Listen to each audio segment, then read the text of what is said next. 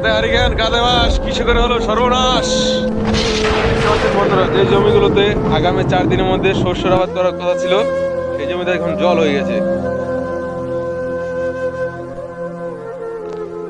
যদি কাকা, এই যে আপনার জমিতে জল দেখতে পাচ্ছেন,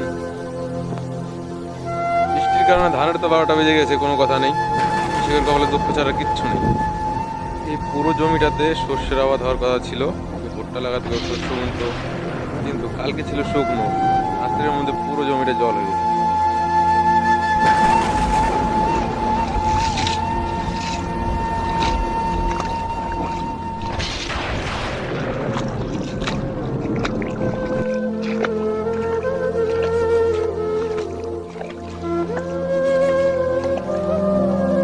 এই দেখতে পাচ্ছেন ধানের অবস্থা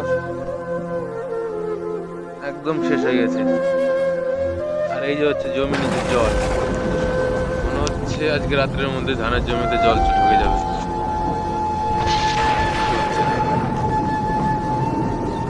কৃষকে জানে কিচ্ছু থাকবে না, জমির ধানগুলো এক সাইডে জলের মধ্যে পড়ে আছে, দেখতে পাচ্ছেন।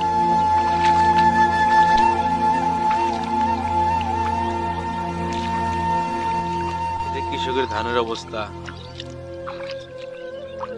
আর এই জমিতে জল, এই সাইডে ধান আর এই সাইডে জলে পড়ে আছে, দেখতে পাচ্ছেন। এই যে কৃষকের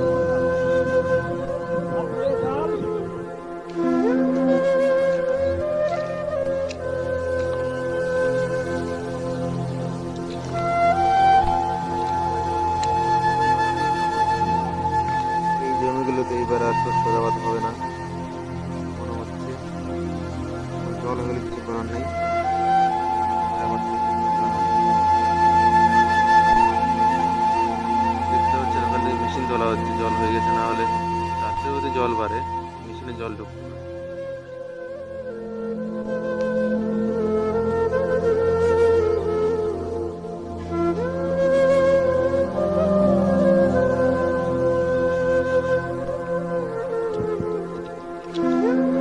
সব হলো জলের ভয়।